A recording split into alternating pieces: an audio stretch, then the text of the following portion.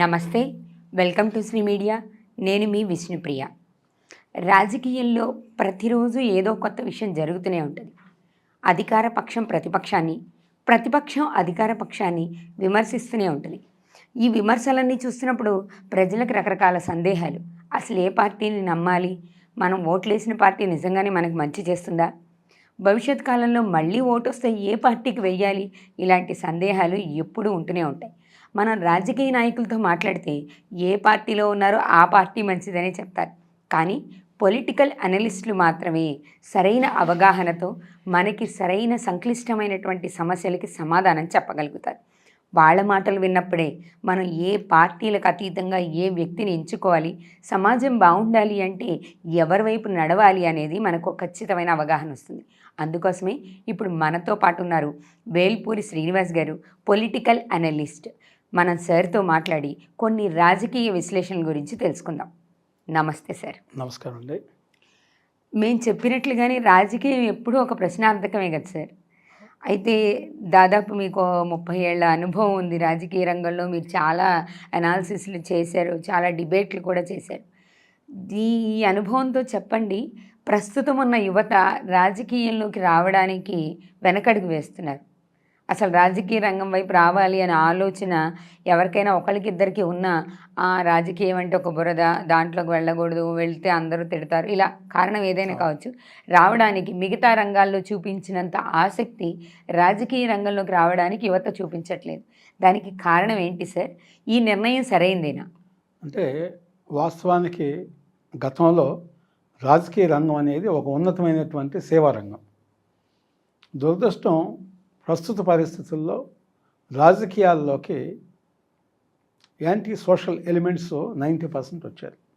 90% అంటే మీరు వాళ్ళ ప్రజెంట్ ప్రజాప్రతినిధులు, ఎమ్మెల్యేలు, ఎంపీలు, మంత్రుల్లో చూసుకుంటే 70% క్రిమినల్స్ కేసు కానీ, రేప్ కేసు కానీ, లేదా ఏమన్నా భూ కబ్జాల కేసులు కానీ, అంటే నేర చరిత్రలే 70% ఉన్నారు ఇప్పుడున్న రాజకీయ రంగంలో, దేశవ్యాప్తంగా ఏ పార్టీలో అయినా. ముఖ్యంగా మన తెలుగు రాష్ట్రాల్లో దాని నిష్పత్తి ఇంకెక్కువ ఉంది. మంత్రుల్లో కూడా దగ్గరగా 60-70% చూసుకుంటే దాంట్లో కూడా క్రిమినల్స్, చీటర్స్, భూ కబ్జాదారులు ఉన్నారు. ఇది బాధాకరం, చాలా బాధాకరం. అందువల్ల యువత రాజకీయాల్లో రావాలంటే భయపడుతున్నారు. ముఖ్యంగా ఇవాళ ఎన్నికల కమిషన్ చెప్పేటువంటి ఖర్చు ఏదైతే ఉందో ఆ ఖర్చుకు లోబడి ఎక్కడ ఎన్నికలు జరగట్లేదు. అది వాస్తవం. అది ఓటుకు 5,000 రూపాయలు, 10,000 రూపాయలు ఇచ్చిన సందర్భాల్లో కూడా మొన్న మనం చూసాం, తెలుగు రాష్ట్రాల్లో పర్టికులర్గా చూసాం మనం. మరి ఎలాంటి పరిస్థితుల్లో యువత రావాలంటే వాళ్ళు సహజంగా సమాజ సేవ చేయాలని అనుకుంటారు. బాగా ఉన్నతమైన విద్యావంతులు, గోల్డ్ మెడలిస్టులు, పిహెచ్డి చేసిన వాళ్ళు, పీజీ చేసిన వాళ్ళు, అట్లీస్ట్ డిగ్రీ చేసిన వాళ్ళందరూ కూడా ఎంతో కొంత మనం సేవ చేయాలని వస్తారు. కానీ రాజకీయాల్లో ఇవాళ ఉన్న పరిస్థితుల్లో సేవ చేయాలంటే చాలా కష్టసాధ్యమైనటువంటి పరిస్థితిగా ఉంది. అంటే సాధ్యమా అసాధ్యమా సార్? అంటే అసాధ్యం కాదు, కష్టసాధ్యం.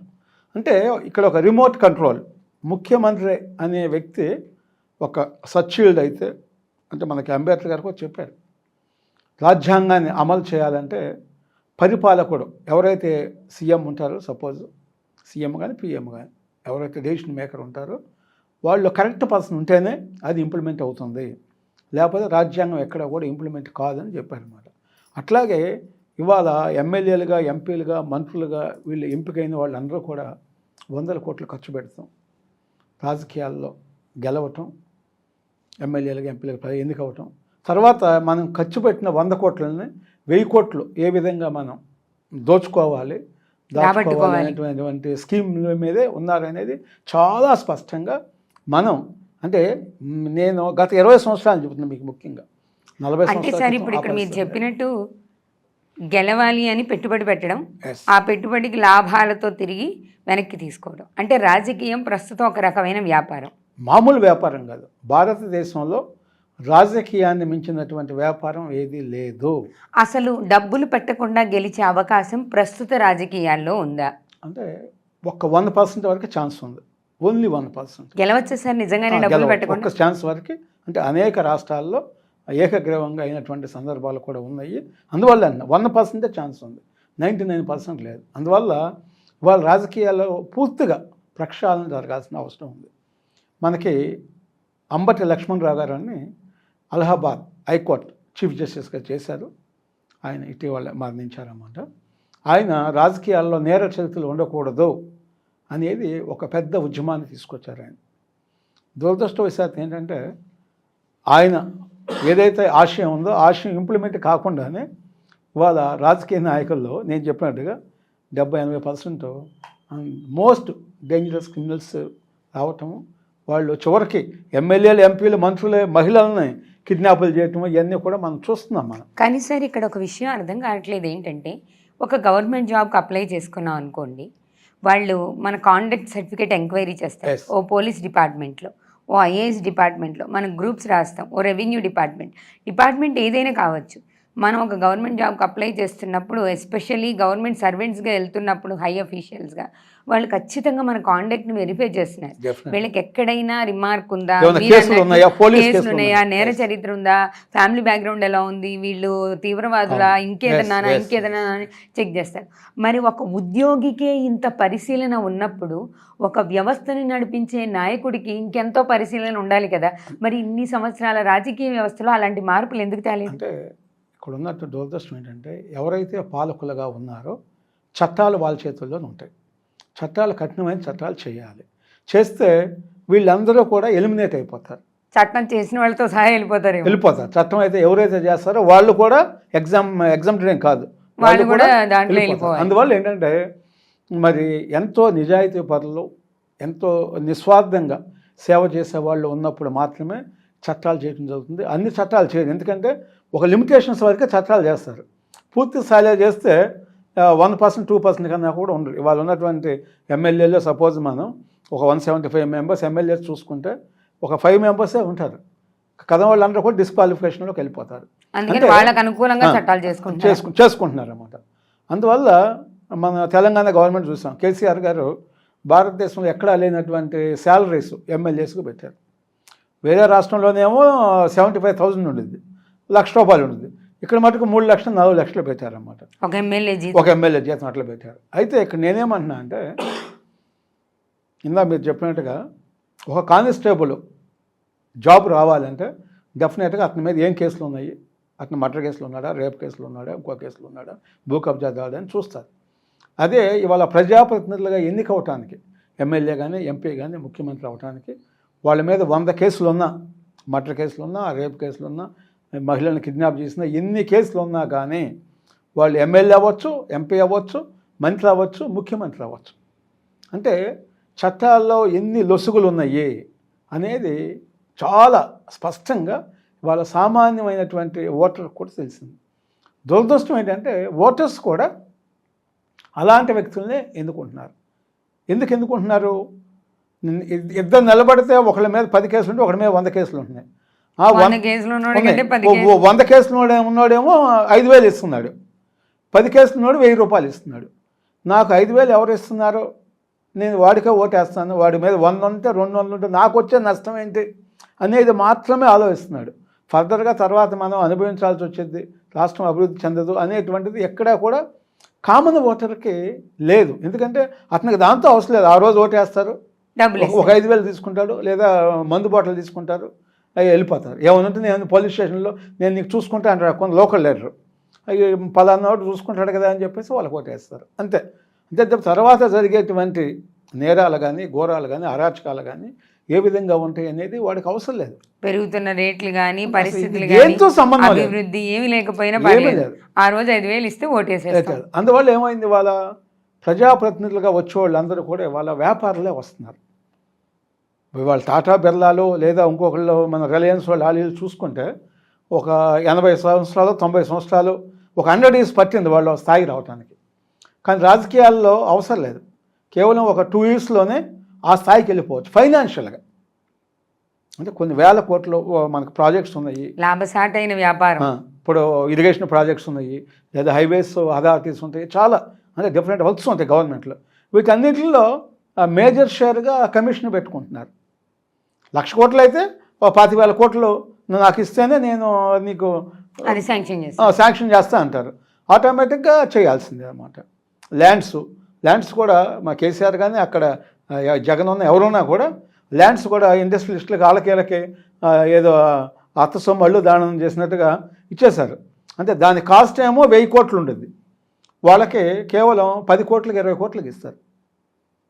వాళ్ళకి కావాల్సిన వాళ్ళకి వచ్చేస్తుంది కాబట్టి అప్పుడు ఏం చేస్తారు, వీళ్ళు కూడా ఎవరైతే అలాట్ చేశారో ఆ గవర్నమెంట్లో ఉన్నటువంటి వాళ్ళకి ఒక 100 కోట్లు 200 కోట్లు వాళ్ళు ఇస్తారు. అది ఎన్నికల్లో అవ్వచ్చు, వ్యక్తిగతంగా అవ్వచ్చు, ఎట్లయినా అవ్వచ్చు.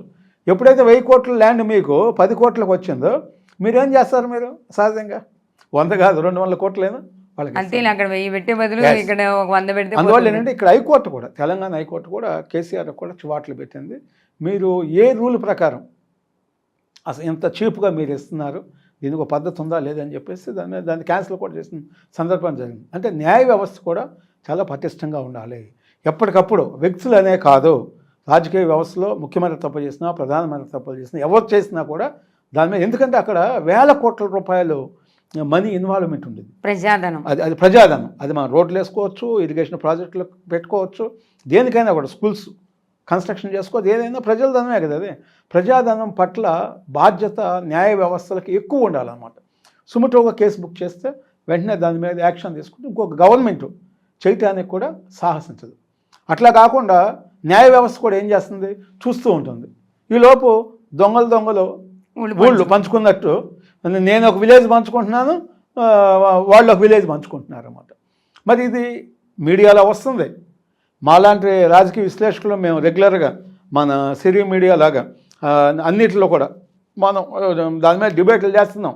అంటే తెలియక కాదు, న్యాయ వ్యవస్థ తెలిసినప్పటికి కూడా వాళ్ళు సైలెంట్గా ఉండటం వల్ల వీళ్ళు ఏం చేస్తున్నారు, కామన్ మ్యాన్ ఎవరేం చేయలేరు, ఎవరి పనిలో వాళ్ళు ఉంటారు, వెళ్ళిపోతారు. దీన్ని కంట్రోల్ చేయాల్సింది ఎక్కడ, ఒక స్థాయిలో చేయాలి. ప్రతిపక్షాలు కేవలం దాని మీద విమర్శలు చేసి ఎవిడెన్సెస్ ఇస్తాయి మీకు. ఇచ్చినప్పుడు ఆ ఎవిడెన్స్తో ఏం చెప్పినా కూడా మనం యుద్ధ ప్రాతిపదిక ఇలాంటి వాటికి ఫాస్ట్ ట్రాక్ కోర్టులు ఉండాలి భారతదేశంలో. ఏ రాష్ట్రంలో అయినా ఎక్కడ బూకే టెంపుల్ కానీ ఏమైనా సరే ఇచ్చేటప్పుడు 100 రూపాయలది 90 రూపాయలకి ఇవ్వచ్చు, కానీ 100 రూపాయలు 5 రూపాయలకి ఇస్తున్నారు. అంటే ఇది మామూలుగా చెప్పాలంటే అసాధ్యం అనమాట. అదేమంటే మేము ఇండస్ట్రియల్ డెవలప్మెంట్ అంటారు. ప్రతిదానికి ఒక లెవెల్లో అగ్రిమెంట్ ఉండేది. నేను 10,000 మందికి ఎంప్లాయ్మెంట్ ఇస్తానని చెప్తాను. నేను ఇవ్వటం లేదు, కన్స్ట్రక్షన్ చేయట్లేదు, కంపెనీ రన్నింగ్ లేదు, ఏం లేదు. ఉన్న ల్యాండ్ తీసుకుని ఆ ల్యాండ్ని బ్యాంకులో పెట్టుకొని నేను ఒక 1000 కోట్లు లోన్ తీసుకుంటున్నాను.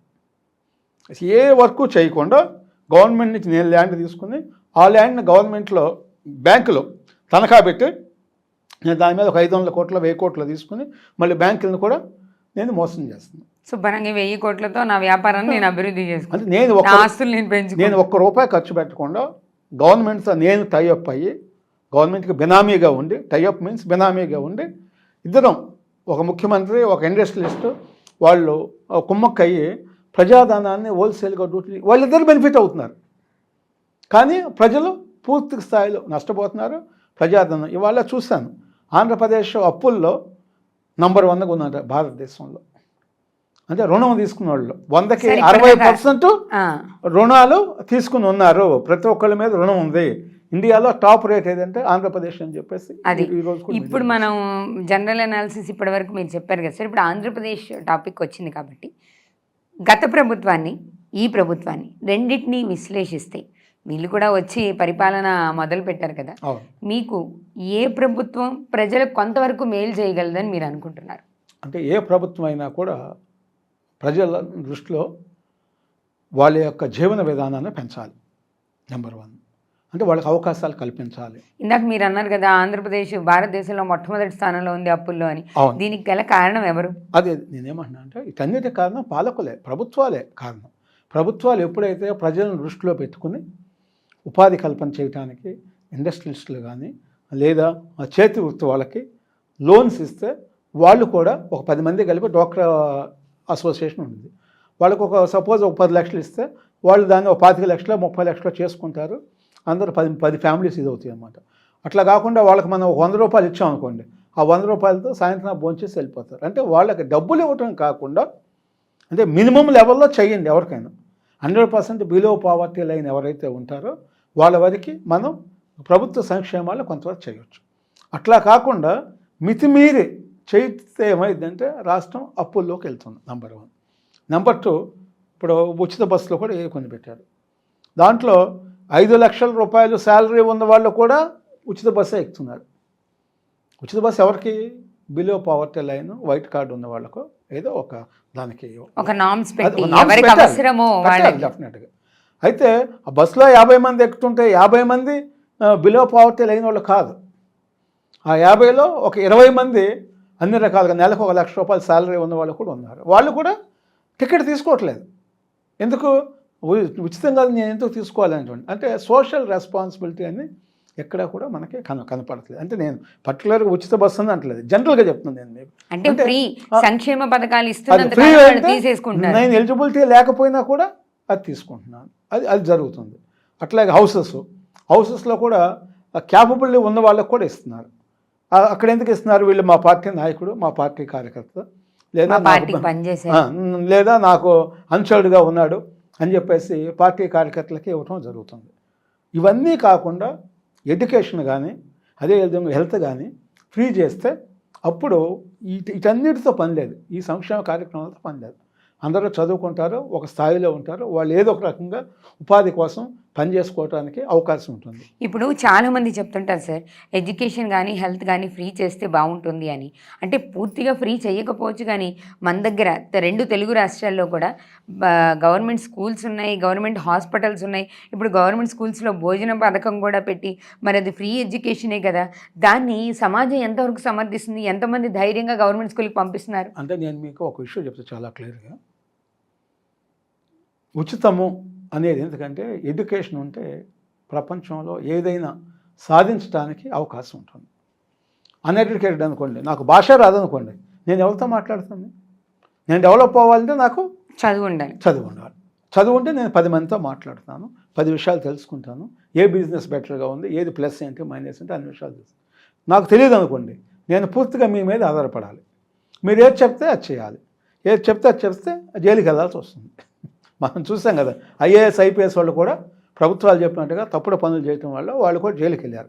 అది చదువుకొని నువ్వు క్రిమినల్ అయితే మళ్ళీ జైలుకి వెళ్తారు, అది నెక్స్ట్ సబ్జెక్ట్ అన్నమాట. ముందు చదువు అనేది చాలా ముఖ్యం. ఇవాళ ఏమవుతుంది ఎడ్యుకేషన్ వచ్చేసరికి, ఎడ్యుకేషన్ ఎప్పుడైతే ఇవాళ లక్షల కోట్లు పెట్టి కొనుక్కుంటున్నామో, నేను ఒక హాస్పిటల్కి వెళ్తాను, సపోజ్ నాకు జ్వరం వచ్చింది, ఒక 500 రూపాయలు అవుతుంది మా అయితే. కానీ ఏమవుతుంది, కార్పొరేట్ హాస్పిటల్కి వెళ్తే 1000 రూపాయలు, 1,00,000 రూపాయలు ఛార్జ్ చేస్తున్నారు.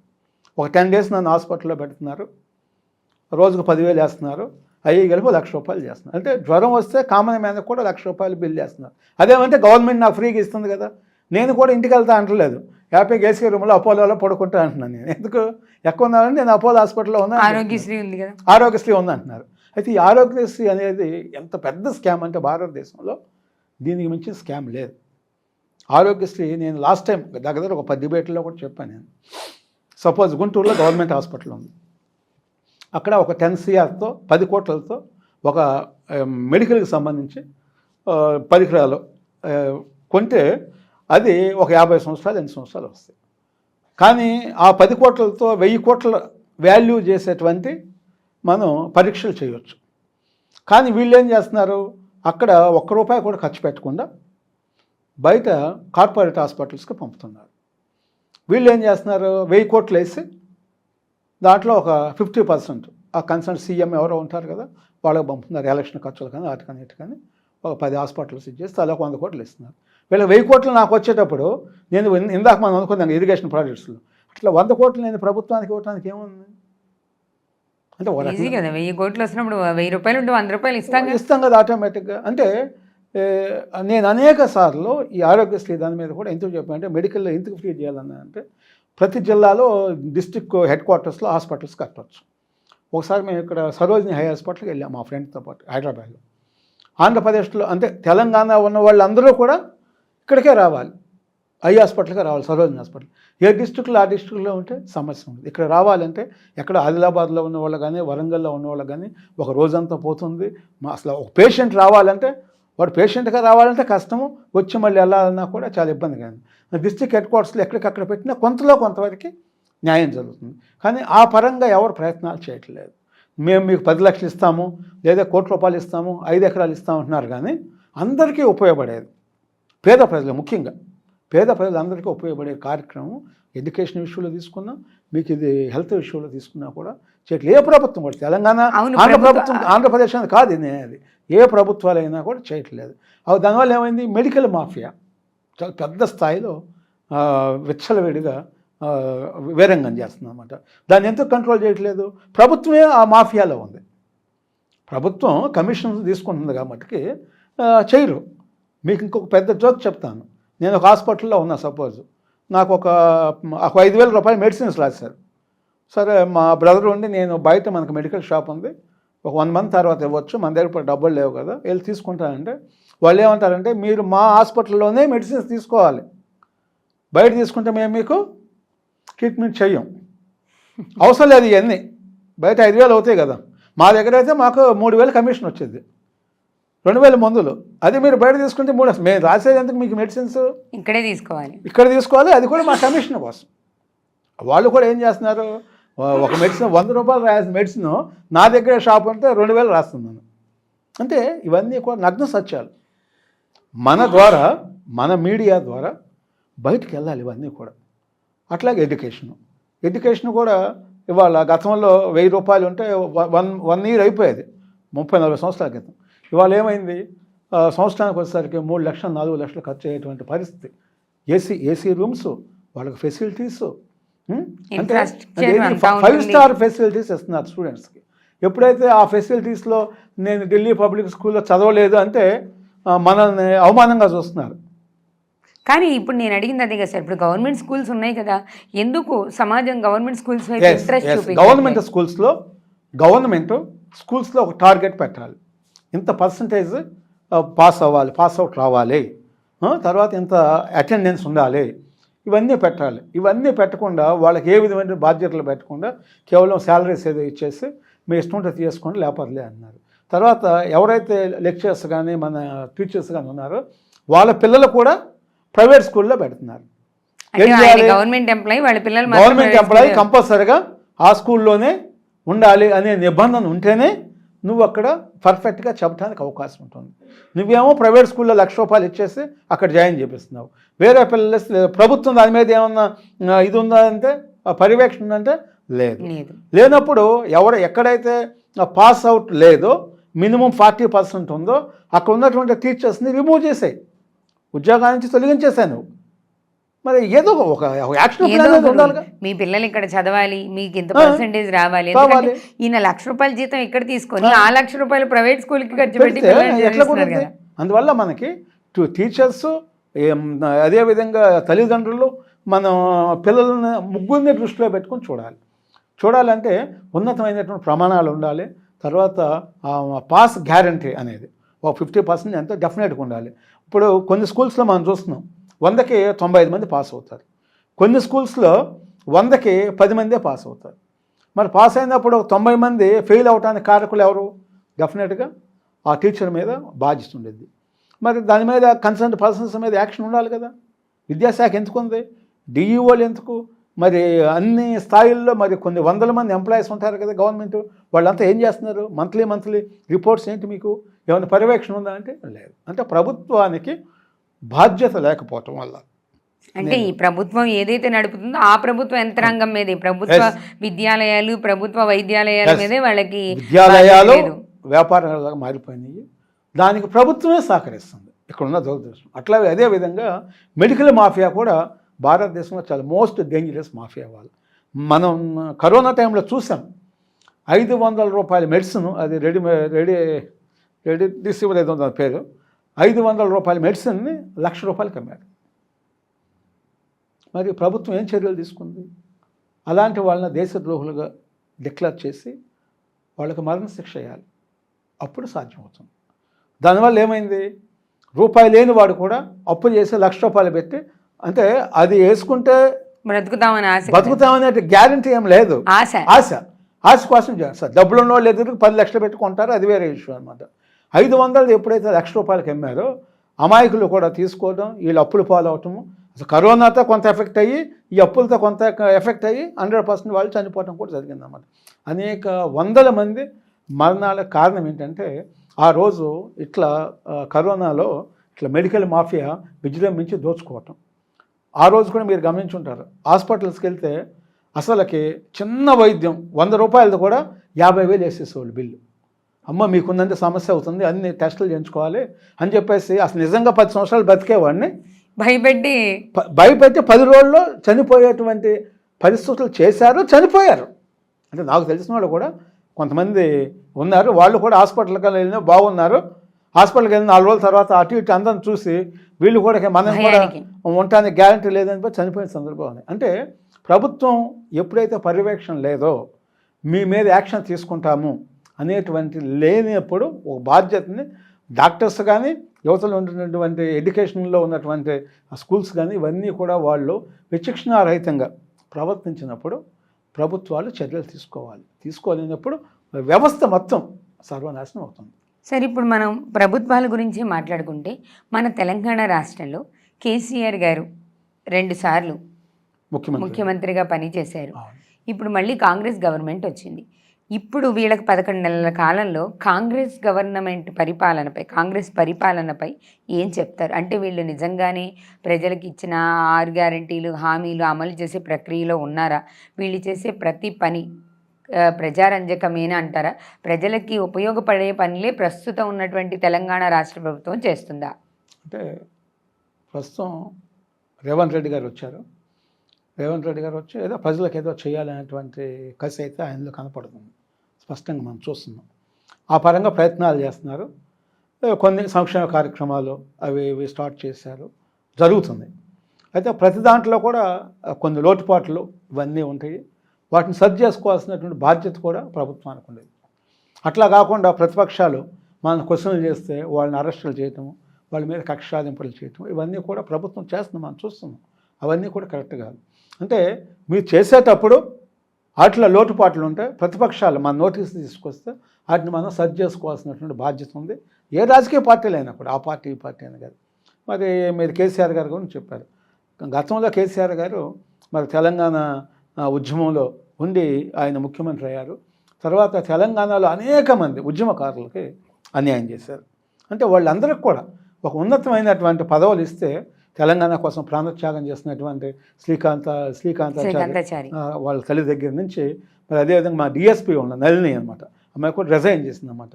అట్లా అనేక మంది, ఒకళ్ళిద్దరని కాదు నేను, అనేక మంది ఉన్నారు. వాళ్ళలో ఎవరికీ కూడా తెలంగాణ ఉద్యమకారులకి గత కేసీఆర్ పరిపాలనలో న్యాయం జరగలేదు. వాళ్ళకు ఒక కార్పొరేషన్ ఒకటి ఏర్పాటు చేసి 1,000 కోట్లు పెట్టి ఎవరైతే ఉద్యమం కోసం ప్రాణత్యాగం చేశారో, పోరాటం చేశారో, అసువులు బాసారో, మరి వాళ్ళే మనకు సుప్రీంస్. మరి వాళ్ళని మనం స్మరించుకోవాలి డెఫినెట్గా. మరి వాళ్ళ ఫ్యామిలీస్ని చూసుకోవాల్సిన బాధ్యత ప్రభుత్వానికి ఉండేది. కానీ కేవలం వాళ్ళ పేరు మీద మనం ఎమ్మెల్యేలు అయ్యి, ఎంపీలు అయ్యి, మంత్రులు అయ్యి, ముఖ్యమంత్రులు అయ్యి ఈ రాష్ట్రాల్లో ఎంజాయ్ చేస్తున్నాం. అలాంటప్పుడు ఎవరి వల్ల అయితే తెలంగాణ వచ్చిందో ఆ యొక్క ఉద్యమకారులని విస్మరించడం అనేది చాలా నేరం కేసీఆర్ చేసింది. అందువల్ల కేసీఆర్ మన ఓడిపోవటంలో కూడా అది కూడా చాలా ప్రధానమైన పాత్ర. కానీ ఇక్కడ మీరు చెప్పిన విషయమే వాస్తవం. ఒకవేళ మీ విశ్లేషణ ప్రకారం చూసుకుంటే రెండోసారి ప్రజలు ఆ విషయాన్ని గమనించాలి కదా సార్. మొదటి 5 సంవత్సరాలు అయిపోయిన వెంటనే ఈ తీర్పు చెప్పుండాల్సింది కదా. కానీ రెండోసారి కూడా ప్రజలు ఆయనకి ఓట్లేసి గెలిపించారు. ఇప్పుడు కేసీఆర్ గారు ఓడిపోవడానికి బలమైన కారణం ఏంటి? కేసీఆర్ గారు ఓడిపోవడానికి బలమైన కారణం కుటుంబ పరిపాలన. ఆయన, కేటీఆర్, అదేవిధంగా హరీష్ రావు, కవిత కేవలం 4 పోల్స్గా ఉండి ఈ రాష్ట్రాన్ని రూల్ చేశారు. తర్వాత అనేక రకాలైన అక్రమాలు, అవినీతి అనేది అంతు లేకుండా పోయింది చేసిందన్నమాట. అంటే ఇక్కడ రియల్ ఎస్టేట్ వ్యాపారుల దగ్గర నుంచి కొన్ని వేల కోట్లు వాళ్ళు కలెక్ట్ చేశారన్న విషయం మనకి ఫోన్ ట్యాపింగ్లో నిందితులు అందరూ ఎవరైతే అధికారులు ఉన్నారో వాళ్ళందరూ కూడా పలానా కంపెనీకి వెళ్ళి 100 కోట్లు తీసుకురమ్మంటే వాళ్ళు ఫోన్ ట్యాప్ చేసి ఎవరెవరితో మాట్లాడుతున్నారని చెప్పేసి, ఓకే మీకు మొత్తం దీంట్లో 10,000 కోట్లు వస్తున్నాయి కదా, మాకు 500 కోట్లు కావాలి ఎలక్షన్కి అని చెప్పేసి కలెక్ట్ చేశారనేది ఫోన్ ట్యాపింగ్లో ఉంది, చాలా క్లియర్గా అనమాట. దాని మీద కూడా ప్రభుత్వం, రేవంత్ రెడ్డి గారి ప్రభుత్వం పూర్తి స్థాయిలో యుద్ధ ప్రాతిపదిక మీద చర్యలు తీసుకోవాలి. ఎవరైతే అధికారులు చెప్పారో ఫోన్ ట్యాపింగ్ అంటే మీరు మీ చర్యలు సంభాషణ తీసుకోకపోవడానికి కారణం ఏంటంటారు? ఇప్పుడు వీళ్ళు అధికారంలోకి వచ్చారు కదా, ఎంతసేపు మీడియా ముందో లేకపోతే ఇంకెక్కడో వాళ్ళని విమర్శలతోని, ఏ అధికార పక్షం కావచ్చు, ప్రస్తుత అధికార పక్షం కూడా ప్రతిపక్షం మీద విమర్శలతోనే ఆగిపోతున్నారు. కానీ నిజంగానే ప్రజల పక్షంలో నిలబడి సరైనటువంటి నిర్ణయాలు తీసుకోవడము లేకపోతే వాళ్ళ తప్పులకు శిక్షలు విధించడము ఎందుకు జరగట్లేదు? అంటే ఇక్కడ కేవలం ప్రజలు మాత్రమే పిచ్చివాళ్ళు అవుతున్నారా?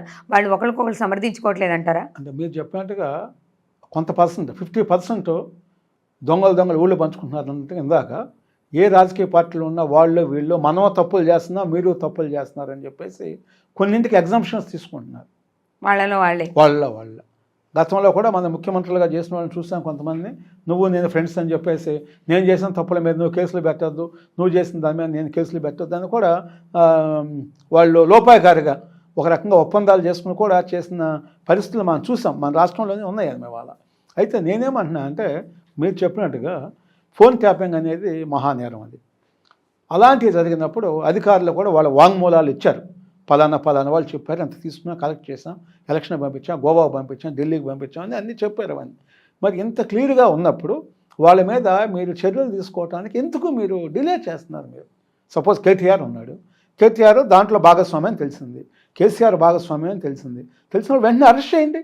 అరెస్ట్ చేస్తే కిందవాడు ఎప్పుడైతే ఒక టాప్ స్థాయిలో ఉన్న వ్యక్తి తప్పు చేసినప్పుడు అరెస్ట్ చేస్తే కింద వాళ్ళు అందరూ కూడా సెటరేట్ అవుతారు, ఎవరు తప్పు చేయడానికి సాహసించరు. కానీ దీన్ని కొంతమంది ఇన్ కేస్ మీరు అన్నట్లు ఇప్పుడు అధికార పక్షం కనుక వీళ్ళని అరెస్ట్ చేస్తే సదరు కేసీఆర్ గారినో కేటీఆర్ గారినో ఇది కక్ష సాధింపు చర్య, కేసీఆర్ గారు ప్రభుత్వంలో ఉన్నప్పుడు రేవంత్ రెడ్డి గారిని అరెస్ట్ చేశారు కాబట్టి రేవంత్ రెడ్డి గారి ప్రభుత్వం రాగానే కేసీఆర్ గారిని అరెస్ట్ చేశారని అనరంటారా? అంటే ఇక్కడ ఒక విషయం ఉంది, ఎక్కడైతే ఎవిడెన్సెస్ ఉన్నాయో ఎవిడెన్సెస్ ఉన్నప్పుడు 100% అరెస్ట్ చేయాల్సిందే. వాళ్ళు ఎవరైనా సరే, వాళ్ళు ముఖ్యమంత్రి, ప్రధానమంత్రి, హోంమంత్రి కాదు.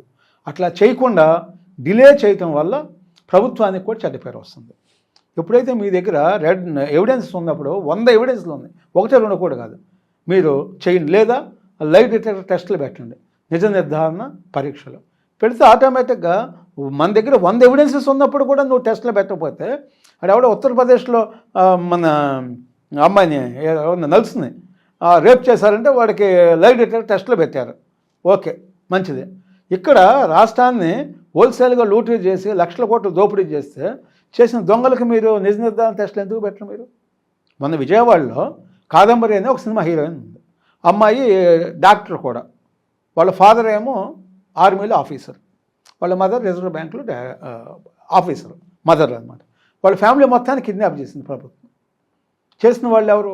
Intelligence chief, Vijayawada commissioner of police, deputy commissioner of police. అంటే ఇంతకన్నా పెద్ద పోస్టులు ఉంటాయా పోలీసులో, ఐపీఎస్? మరి వాళ్ళే కిడ్నాపర్స్గా మారి అమ్మాయి కిడ్నాప్ చేసి 2 నెలలు ప్రైవేట్ గెస్ట్ హౌస్లో పెట్టారు. ప్రైవేట్ గెస్ట్ హౌస్లో పెట్టడం అనేది ఎంత నేరమో, ఒక మహిళని, ఫ్యామిలీని వాళ్ళు ఏ విధంగా శారీరకంగా మానసికంగా హింసించారనేది వాళ్ళు రోజు కూడా ఇంటర్వ్యూల్లో కాదంబరి చెప్తుంది అనమాట. మరి ఎలాంటి వాటిని మనం ఏం చేయాలి? మనం మహిళా లోకం ఏ విధంగా తీసుకోవాలి దీన్ని? మహిళలు కూడా ఎందుకు చైతన్యంగా లేరు? ఎందుకు భయపడుతున్నారు? మీరు ఎందుకు ఉద్యమాలు చేయరు? ఆ కన్సర్న్ వాళ్ళని అరెస్ట్ చేసి వాళ్ళ ఉద్యోగాలు పూర్తిగా రిమూవ్ చేసి వాళ్ళకు ఒక క్రిమినల్ కేసులు పెట్టి ఒక 5 సంవత్సరాలు జైలు వేశారనుకోండి. ఈ ఐఏఎస్ ఐపీఎస్ ఆఫీసర్స్ ఎవరైతే ఉన్నారో తప్పులు చేసిన వాళ్ళు, ఇంకా ఒక అటెండర్ దగ్గర నుంచి చీఫ్ సెక్రటరీ వరకు ఎవరు తప్పు చేయరు. కానీ సార్ ఇక్కడ మీరు చెప్పింది నిజమే, ఎవరైతే తప్పు చేశారో వాళ్ళకి ఖచ్చితంగా సాక్ష్యాలు ఉన్నప్పుడు శిక్ష పడాలి అని.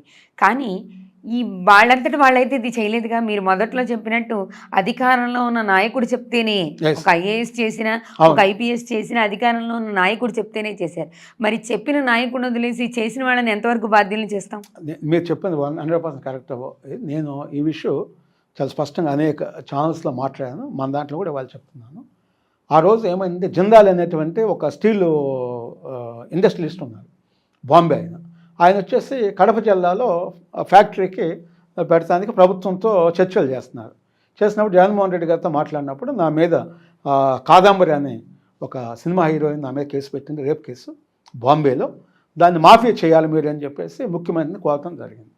ముఖ్యమంత్రి ఏం చేశాడు? జగన్మోహన్ రెడ్డి గారు మన సజ్జల రామకృష్ణారెడ్డి ఆయన అడ్వైజర్ కదా, ఆయనకి చెప్పాడు ఇది సెటిల్ చేసేసి ఆ కేసు అయ్యింది, ఏం ఉండకూడదు, మీరేం చేస్తారు నాకు తెలియదని చెప్పేశాడు.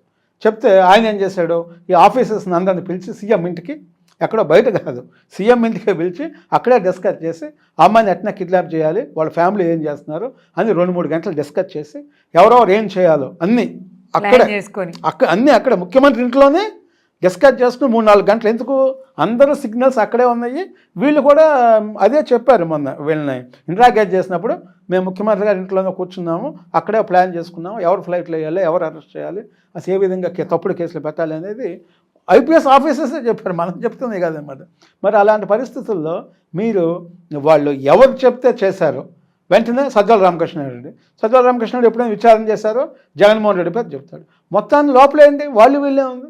ఇంకా భారతదేశంలో ఎవరో ఏ ముఖ్యమంత్రి కానీ, ఎమ్మెల్యే కానీ, ఎంపీ కానీ ఎవరు చెప్పినా చివరికి ఎస్ఐ కూడా పనిచేయడు. ఎప్పుడు అది కరెక్ట్ కాకపోతే. అంటే ఇప్పుడు మీరు ఆ శిక్ష అనేది పైనుంచి అమలు అవ్వాలి కదా. ఇప్పుడు మీరు చెప్పిన ప్రక్రియలో ముఖ్యమంత్రి ఆ మాట చెప్పినప్పుడు ఇక చేయకుండా ఉండలేడు, ఉద్యోగంలో ఉన్నాడు. న్యాయ వ్యవస్థ కానీ ఏ వ్యవస్థ అయినా ఉద్యోగం ఏంటి, తను రాజ్యాంగాన్ని కాపాడుతూ నీతిగా నిజాయితీగా పనిచేయాలి. ఇప్పుడు అలాంటి పరిస్థితులు ఉన్నాయంటారా? డెఫినెట్గా ఉన్నాయి. ఎందుకు ఉన్నాయో చెప్తున్నాను. మీరు ఎప్పుడైతే అవినీతికి మీరు పాల్పడతారో, లేదా నీకేదో మంచి పోస్టింగ్ కావాలి, నాకు విజయవాడ పోలీస్ కమిషనర్ కావాలంటే ముఖ్యమంత్రి చెప్తాడు, నువ్వు ఈ 4 తప్పుడు పనులు చేయాలి, చేస్తే నీకు ఇస్తాను అని చెప్తాడు. ఇది లోపబడి చేయడమే సార్. ఈ తప్పుకైతే ఆయనకి శిక్ష ఉంది. ఇప్పుడు కమిషనర్ పోస్ట్ ఈయన ఆశపడుతున్నాడు కాబట్టి సదరు ముఖ్యమంత్రి గారు చెప్పింది ఈయన చేస్తాడు. కానీ కొంతమంది ఉంటారు అసలు దీనికి ఏమాత్రం ఆశపడని వ్యక్తులు, కేవలం బలవంతాన ఆయన ఉద్యోగం పోవచ్చు, లేదా ఆయన కుటుంబం ప్రాణాపాయంలో ఉండొచ్చు, లేదా ఆయన ప్రాణమే ప్రాణాపాయ స్థితిలో ఉండొచ్చు. భయపడి ప్రలోభపడి కాకపోవచ్చు, భయపడి చేసినప్పుడు వాళ్ళని మనం ఏం చేయలేక, ప్రాణం కంటే ఏది గొప్పది కాదు. చెప్పింది వాస్తవం. నేను గతంలో కొంతమంది ఐఏఎస్ ఐపీఎస్ అధికారులు నాకు చాలామంది ఫ్రెండ్స్ ఉన్నారు, నేను వాళ్ళతో మాట్లాడాను. మీరు చెప్పిన విషయం చెప్తాను. వాళ్ళు ఏమన్నారంటే, శ్రీనివాస్ గారు మాకు ఫ్యామిలీ ఉన్నారు, పిల్లలు ఉన్నారు, పలానా స్కూల్స్లో చదువుతున్నారు, మేము కానీ వాళ్ళు చెప్పినట్టుగా చేయకపోతే మా పిల్లలు ఉండరు, మా భార్య ఉండరు, మా ఫ్యామిలీ ఉండరు, ఇవంతా కూడా మాఫియా, మీకు తెలియదు ఏముంది, ఇవన్నీ కూడా గవర్నమెంట్లు వాళ్ళు ఎవరు కూడా, రోషే గారు లాంటి సీఎంఓ లేదా విజయభాస్కర్ రెడ్డి గారు లాంటి సీఎంఓ లేరు కదా, మీకు తెలుసు కదా అని చెప్పారు నాతో అనమాట. అంటే ఇక్కడ అవినీతి అనే కాదు, ప్రాణభయం. నువ్వు ఐఏఎస్ అయినా ఐపీఎస్ అయినా నీ పిల్లల్ని మేము చంపేస్తాము ఈ పని చేయకపోతే అంటే వాళ్ళు డెఫినెట్గా పిల్లల కోసం చేయాల్సి వస్తుంది. చేశారు కూడా, చేసే వాళ్ళు ఏం చేస్తారు, జైలుకి పోయి ఇవాళ పరిస్థితి ఏ విధంగా ఉందో మనం చూస్తున్నాం. అంటే అలాంటి వాటిని కంట్రోల్ చేయాలంటే డెఫినెట్గా ప్రజల్లో చైతన్యం రావాలి. తర్వాత అధికారులు కూడా ఒక యూనిటీ ఉండేది. మన రోషి గారు ముఖ్యమంత్రి అయినప్పుడు ఐఏఎస్ అధికారులంతా కూడా ఒక సమావేశం ఏర్పాటు చేసుకున్నారు. సార్, గత ప్రభుత్వంలో రాజశేఖర రెడ్డి గవర్నమెంట్లో మేము తెలియక కొన్ని తప్పులు చేశాము, జైలుకి వెళ్ళాము, ఇప్పుడు మేము ఏ తప్పు చెయ్యము అని ఒక తీర్మానం చేశారు. మొత్తం ఎంతైనా ఐఏఎస్ ఐపీఎస్ అంతా కూడా. అప్పుడు రోషే గారు అన్నారు, నేనేమో మిమ్మల్ని తప్పుడు పని చేయమని చెప్పనాయా, మీరు చట్టం ఎట్టుంటే అట్ట పోండి అన్నాడు. ఇది రోషే గారు ముఖ్యమంత్రికి ఉన్నప్పుడు. అంటే అలాంటి సంఘటనలు జరిగినాయి. ప్రాణభయం ఒకటి, అదేవిధంగా అవినీతికి పాల్పడతాం. ఏదో ఒక వీక్నెస్ నీకు ఉండబట్టి ఇవన్నీ చేస్తున్నాం. లేదా ఉద్యోగానికి రాజీనామా చేసి బయటకు వచ్చేసి, ఇదిగో నేను ఒక కలెక్టర్గా 10 సంవత్సరాలు చేశాను, ఇప్పుడు చేయలేకపోతున్నాను, ఈ వ్యవస్థ అంతా కూడా అవినీతితో అంతా మాఫియా రాజ్యాలు వెళ్తుంది అని చెప్పి కూడా బయట రావచ్చు, నీ దగ్గర నిజాయితీ ఉంటే. లేకుండా నువ్వు 50 సంవత్సరాలు అక్కడే పనిచేసి వాళ్ళ అవినీతిలో నువ్వు కూడా అంటకాగి వాళ్ళు చెప్పే తప్పుడు పనులన్నింటిలో నువ్వు కీలకంగా వ్యవహరించి తర్వాత నాకేమి తెలియదు, నాకు సంబంధం లేదంటే ఎట్లా కుదురుతుంది? ఒక ఐఏఎస్ ఐపీఎస్ అధికారులు అంటే భారతదేశంలో టాప్ పొజిషన్లో ఉంది. మీరు సేవ చేయాలన్నారు, మీరు ప్రజలకు రక్షణగా ఉండాలి, మీరు భక్షకులు కాకూడదు. కాదంబరి విషయంలో మీరు చెప్పినట్టుగా పోలీసులో భక్షకులు అయ్యారు. చేయడానికి ఆప్షన్ ఎక్కడ ఉంది సార్? ఇప్పటికీ నాకు అర్థం కాలేదు. ఇప్పుడు వాళ్ళు చెయ్యము అని చెప్పలేరు కదా. ముఖ్యమంత్రి గారి ఇంట్లోనే సమావేశం జరిగినప్పుడు, ముఖ్యమంత్రి గారు ఇప్పుడు రాజే తెలుసుకున్నప్పుడు ఇక వాళ్ళందరూ బయటకు వచ్చి ఒక ప్రెస్ మీట్ పెట్టి పలానా అమ్మాయిని కిడ్నాప్ చేయమని చెప్పేసి ఈ విధంగా వచ్చింది అన్నీ ఉంటాయి కదా, ఎవిడెన్సెస్ ఉంటాయి కదా, మొత్తం ఉంటాయి. ఆ కేసుకు సంబంధించి చేయారు, ఎలాంటి తప్పుడు పనులు మేము చేయమని చెప్పేసి మొత్తం ఆఫీసర్స్ ఎవరైతే ఉన్నారో వాళ్ళందరూ ఒక మీటింగ్ పెట్టుకుని ప్రెస్ మీట్లో చెప్పొచ్చు. అదేమి రాజ్యాంగ ఉల్లంఘన కాదు. ఎందుకు? వాస్తవాలుగా ధైర్యం చేయగలిగిన అధికారులు లేరేమో. చేయాలి. అదే ధైర్యం చేసే అధికారులు లేరు. వాళ్ళకి స్వార్థము, అవినీతి లేదా పోస్టింగ్స్ మీద ప్రేమ. నాకు కీలకమైన పోస్ట్ కావాలి, విజయవాడ కమిషనర్ కావాలి, అలా ప్రలోభపడిన వాళ్ళని ఖచ్చితంగా శిక్షించాలి. లేదనుకోండి, నాకేం అవసరం లేదండి, నా జీతం నాకు చాలు, మీరు ఏ పోస్టులో వెళ్ళినా నేను పని చేస్తాను, నాకు ఫలానా పోస్ట్ కావాలని ఇదేం లేదు.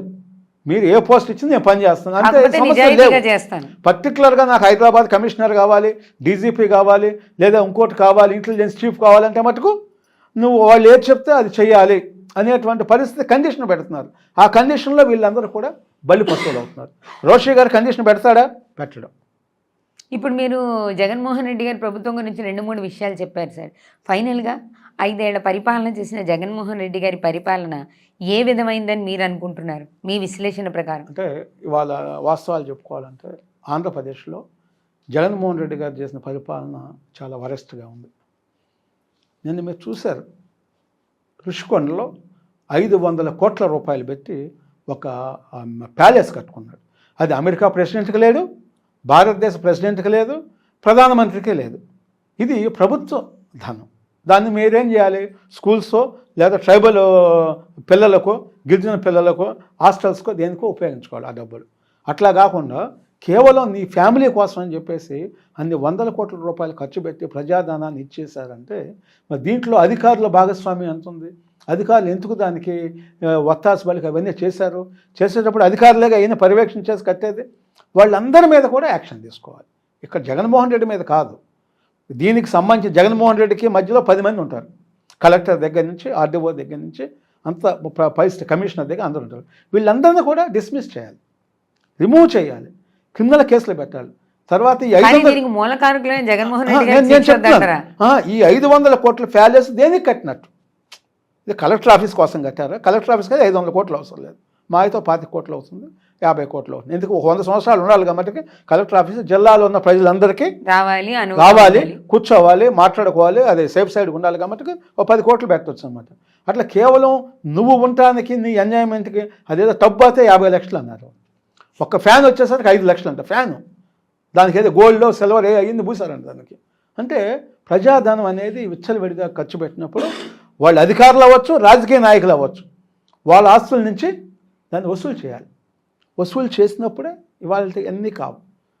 తర్వాత ముఖ్యమంత్రికి అనేది అఫిషియల్ భవన్ ఒకటి ఉండాలి, దాంట్లోనే ఉండాలి. నువ్వు ముఖ్యమంత్రి అయితే నువ్వు ఒక 20 కోట్లు, నేను ముఖ్యమంత్రి నేను ఒక 20 కోట్లు ఖర్చు పెట్టుకోవటం, అన్నీ వేసుకోవటం, గిల్స్ వేసుకోవటం, అవి వేసుకోవటం, ఈ వేసుకోవటం, ఇవన్నీ అసలు నాన్ సెన్స్. ఇప్పుడు ఎలాగైతే ఐఏఎస్కి క్వార్టర్స్ ఇస్తున్నారో అలాగే ముఖ్యమంత్రి కూడా ఒక గిల్లు.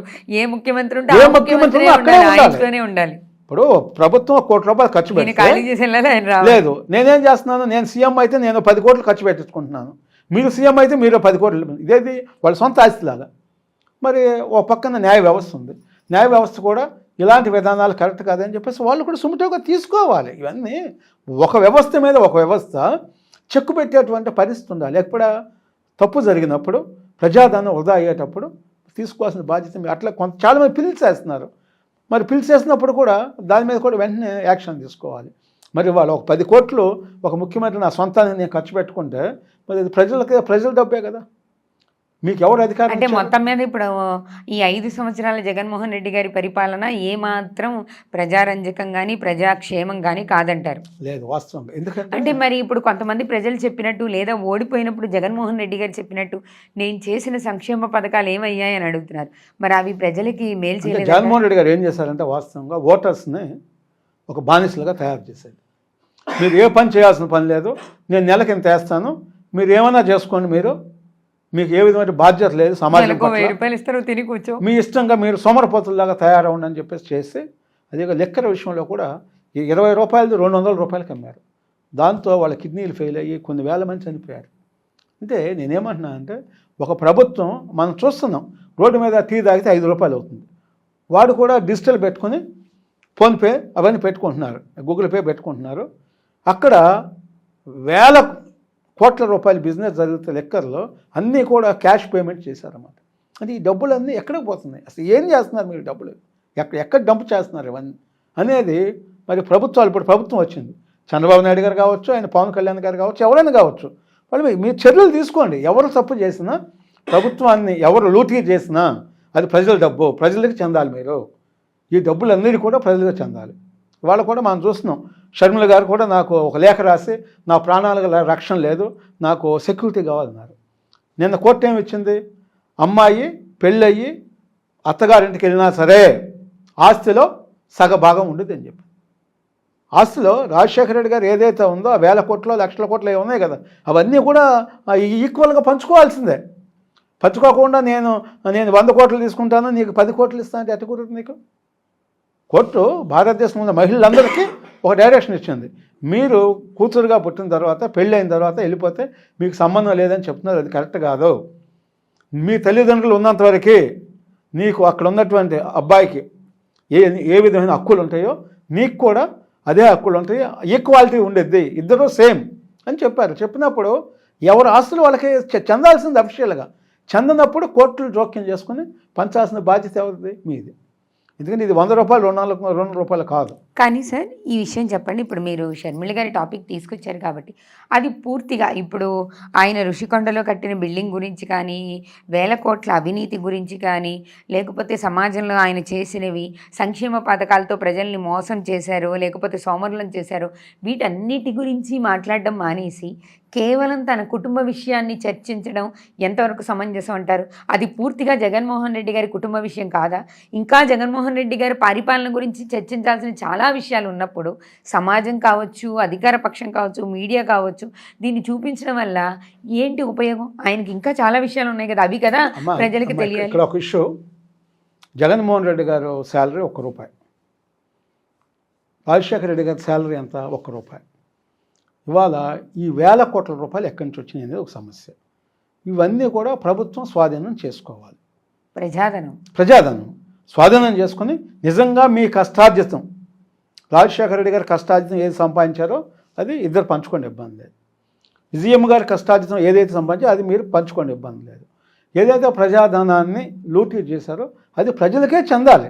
అది మీరు పోలవరం ప్రాజెక్టుకు పెడతారా, కడపలో స్టీల్ ప్లాంట్కి పెడతారా, లేదా రైల్వే జోన్కి పెడతారా, లేదా మా ప్రభుత్వం స్కూల్స్ కట్టిస్తుందా అనే తర్వాత ఇష్యూ. దేనికన్నా ఖర్చు పెట్టండి, అది ప్రజల ధనం, ప్రజలకే ఖర్చు పెట్టాలి.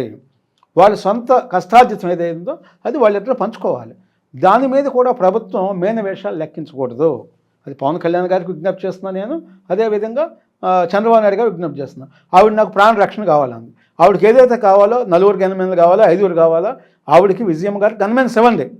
ఇప్పుడు చట్టం వేరు, మనిషి ప్రాణం వేరు. మనిషి ప్రాణం ముఖ్యం మనకి. అందువల్ల వాళ్ళకి ఏ విధమైనటువంటి అవసరాల నుంచి పార్టీ కార్యకర్తలు అవ్వచ్చు, ఇంకోళ్ళు కావచ్చు, వాళ్ళు కూడా డైలీ షర్మిల మీద పోస్టింగ్స్ పెడుతున్నారు, నేను అది చేస్తాం ఇది చేస్తాం అని చెప్పేసి. ముందు వాళ్ళకి సెక్యూరిటీ కల్పించండి. ముందు వాళ్ళు ముఖ్యమంత్రి కుటుంబ వ్యక్తులుగా ఖచ్చితంగా రక్షణ కావాలి. మరి ఆవిడ నాకు ప్రాణానికి రక్షణ లేదు, ఆస్తుల విషయం మాకు డిస్ప్యూట్ ఉంది అన్నప్పుడు ముందు ఆవిడ రక్షణ ఇవ్వండి మీరు, యుద్ధ ప్రాతిపదికన. తర్వాత ఈ ఆస్తులు కూడా ప్రభుత్వం సీజ్ చేసి మొత్తం ఎవరెవరికి ఏ అక్రమ ఆస్తులు, ఏ సక్రమ ఆస్తులు అని ఇది చేసి, సక్రమ ఆస్తులు ఏ ఉన్నాయో వాళ్ళందరికీ పంపిణీ చేసేస్తే ఆటోమేటిక్గా అయిపోతుంది. అది వాళ్ళు తీసుకుంటే పంపిణీ చేసుకుంటారు. కాకపోతే కోర్టుకి వెళ్తారు, కోర్టు వాళ్ళు చెప్పింది మహిళలకు కూడా ఈక్వాలిటీ ఉండేది.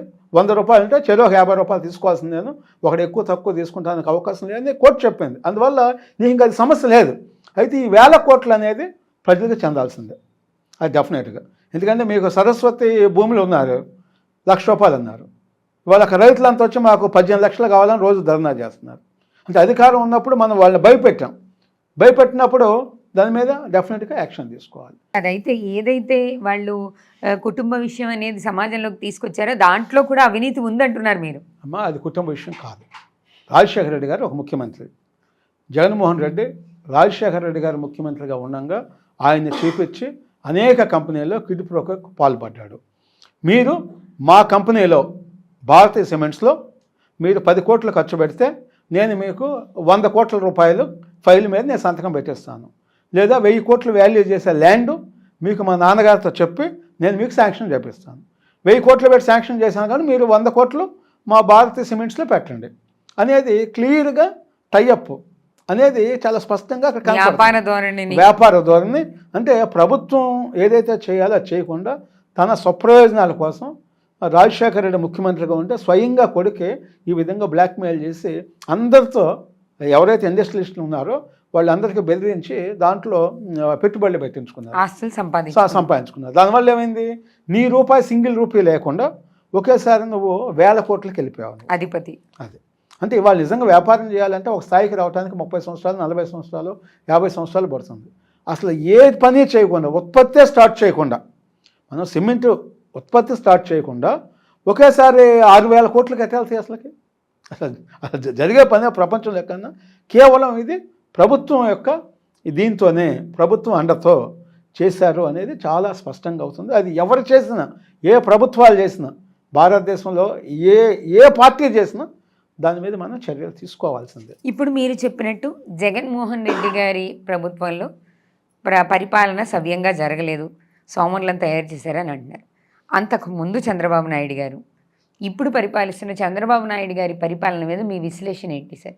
అంటే చంద్రబాబు నాయుడు గారు ప్రజలకి ఎటువంటి పరిపాలన అందించారు, ఇప్పుడు ఎలాంటి పరిపాలన అందించాలని అనుకుంటున్నారు? చంద్రబాబు నాయుడు గతంలో పరిపాలన చేసినప్పుడు హైదరాబాద్లో మనం చూసాం, హైటెక్ సిటీ కానీ ఇలాంటి శంషాబాద్ ఎయిర్పోర్ట్ కానీ కొన్ని ఒక పెద్ద స్థాయిలో తీసుకొచ్చారు. సంక్షేమ కార్యక్రమాల్లో కూడా ఒక లిమిటేషన్గా చేయాలి, అంతవరకు చేశాడు. ఓకే, దాని వరకు మనం ఏం చేయలేం. అయితే ఆయన పరిపాలనలో కూడా ఈ ఇండస్ట్రియలిస్టులు వీళ్ళు కొంతమంది రెచ్చిపోయి ఇష్టారాజ్యంగా చేశారు. వాళ్ళ మీద కూడా ఎవరైతే దానికి సంబంధించిన వ్యక్తులు ఉన్నారో వాటి మీద కూడా మేము విచారణ చేయమన్నాము, వాళ్ళ మీద కూడా యాక్షన్ తీసుకున్నాం. మనకి ఏ రాజకీయ పార్టీ అయినా ఒకటే. అయితే ఎక్కడైతే తప్పు జరిగిందో ఆ తప్పు జరిగిన చోట డెఫినెట్గా అధికారులు ఎవరైతే ఇండస్ట్రియలిస్టులు ఉన్నారో వాళ్ళ మీద మీరు యాక్షన్ తీసుకోవాల్సిందే. మీరు జగన్మోహన్ రెడ్డి గారు ఏమన్నారు, నేను రివర్స్ టెండరింగ్ పెడుతున్నా అన్నాడు. 1000 కోట్లది 700 కోట్లుగా చేస్తున్నారు విష్ణుప్రియ గారు అన్నారు. సరే ఇచ్చారు. ఇచ్చిన తర్వాత మళ్ళీ దాన్ని 1500 కోట్లు చేశాడు. 1000 కోట్లది 750 కోట్లు చేస్తున్నారు మీకు ఇచ్చి, మళ్ళీ 4 నెలల తర్వాత మళ్ళీ 1500 కోట్లు చేశాడు. అంటే ఇదంతా ఏంటంటే అవినీతికి పాల్పడడానికి ఎవరైతే ఇండస్ట్రియలిస్టులు ఉన్నారో వాళ్ళతో చేతులు కలిపి వాళ్ళని బినామీగా పెట్టుకొని, చేతులు కలపటం కాదు, ఇప్పుడు స్వరూపానందే జగన్మోహన్ రెడ్డికి బినామీ అని చెప్తున్నారు. ఆయన అందుకే అదే సార్, ఇప్పుడు ఆయన పరిపాలనలో అయితే మీరు చాలా విషయాలు చెప్పారు. చంద్రబాబు నాయుడు గారితో ఇప్పుడు చంద్రబాబు నాయుడు గారి పరిపాలన ప్రజలకి ఉపయోగమా కాదా? అయితే ఇప్పుడు నిన్న చూసాం మనం, కేంద్ర ప్రభుత్వం మెట్రోలకి డిపిఆర్ల మీద ఒక 42,000 కోట్లు అన్నారు. ఓకే, అలాంటి విషయంలో పూర్తిగా కృషి చేశారు పవన్ కళ్యాణ్ కానీ చంద్రబాబు గారు కానీ. ఓకే, అది బాగుంది. అంటే మీరు రాష్ట్రాన్ని అభివృద్ధి చేయడానికి ఏ పనులని చేయండి. అట్లా కాకుండా మీ స్వప్రయోజనాల కోసం మీరు ఏది చేసినా, అది పవన్ కళ్యాణ్ గారు చేసినా చంద్రబాబు నాయుడు గారు చేసినా కూడా తప్పే. అది వీళ్ళు లేదు. అంటే వీళ్ళు వచ్చి 4 నెలలు అయింది, ఇంకో 4 నెలలు అయితే కానీ మనం ఏం చేస్తాం, దాని మీద ఏమన్నా ఆ తప్పులు ఏమేమి చేస్తారు అనేది మనం చేయొచ్చు. దీంట్లో ఒక 2 నెలలు వరదలకి ఇంకా 2-3 నెలలు వెయిట్ చేస్తే కానీ వీళ్ళు తీసుకునే నిర్ణయాలు ఏంటి. నేను ఏదో టీటీడీ బోర్డు వేశారు. ఓకే, గతంలో టీటీడీ బోర్డు చూసుకున్నప్పుడు అనేక 100 కేసులు ఉన్న వాళ్ళని కూడా వేశారన్నమాట. నేను విజ్ఞప్తి చేశాను పవన్ కళ్యాణ్ గారికి చంద్రబాబు నాయుడు గారికి, మీరు ఎవరిని వేసినా కూడా మంచి వాళ్ళని వేయండి, భక్తులను వేయండి, ఎవరిని పడితే వాళ్ళని అవకాశం ఇచ్చారు. అయితే ఇక్కడ ఏమైంది, 2-3 కూడా లాస్ట్ బోర్డులో ఉన్న వాళ్ళకి వేశారు. ఎందుకంత అవసరం ఏముంది? దేవుడి సేవ చేయడానికి కొన్ని లక్షల మంది, కోట్ల మంది ఉన్నారు. వేరే కొత్త వాళ్ళకి అవకాశం కల్పించవచ్చు.